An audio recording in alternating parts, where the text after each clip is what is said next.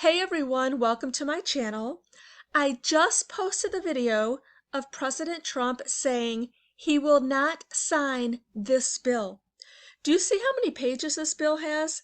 5,593. And I made a video yesterday telling you guys that we're going to get a $600 stimulus check, and I was looking through this bill. I wanted to post this bill in my video, but I was scrolling through the pages and scrolling through the pages. I couldn't find one thing about stimulus. I couldn't find one thing about $600 checks. I couldn't find anything about unemployment. My time was limited. I was scrolling and scrolling, and I actually thought this was the wrong bill, but it wasn't. It was the bill marked the 22nd. So I was like, what am I reading?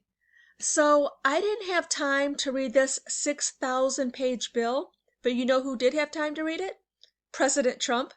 He is not going to sign this bill unless it's revised, all of the crap taken out, and the American people get $2,000 stimulus checks.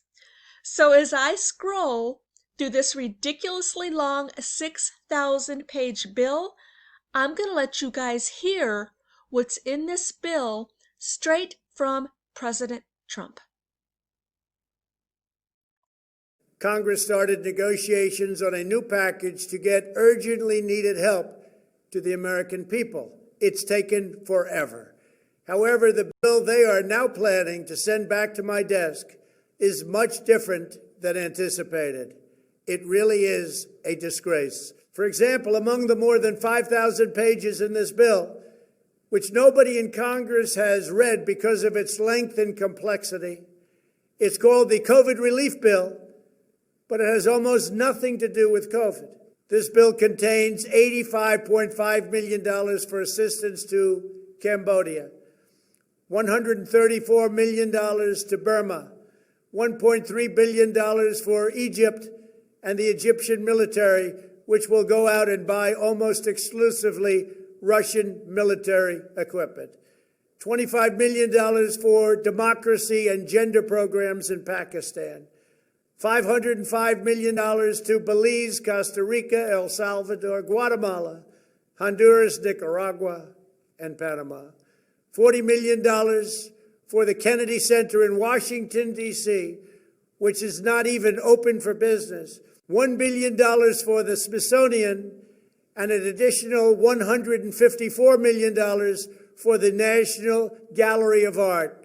Likewise, these facilities are essentially not open. $7 million for reef fish management, $25 million to combat Asian carp, $2.5 million to count the number of amberjack fish in the Gulf of Mexico, a provision to promote the breeding of fish in federal hatcheries, $3 million in poultry production technology, $2 million to research the impact of down trees, $566 million for construction projects at the FBI. The bill also allows stimulus checks for the family members of illegal aliens, allowing them to get up to $1,800 each. This is far more than the Americans are given. Despite all of this wasteful spending and much more, the $900 billion package provides hardworking taxpayers with only $600 each in relief payments. And not enough money is given to small businesses, and in particular restaurants, whose owners have suffered so grievously. They were only given a deduction for others to use in business their restaurant for 2 years.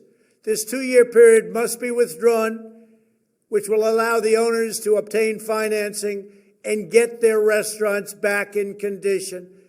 Congress can terminate it at a much later date, but 2 years is not acceptable. It's not enough.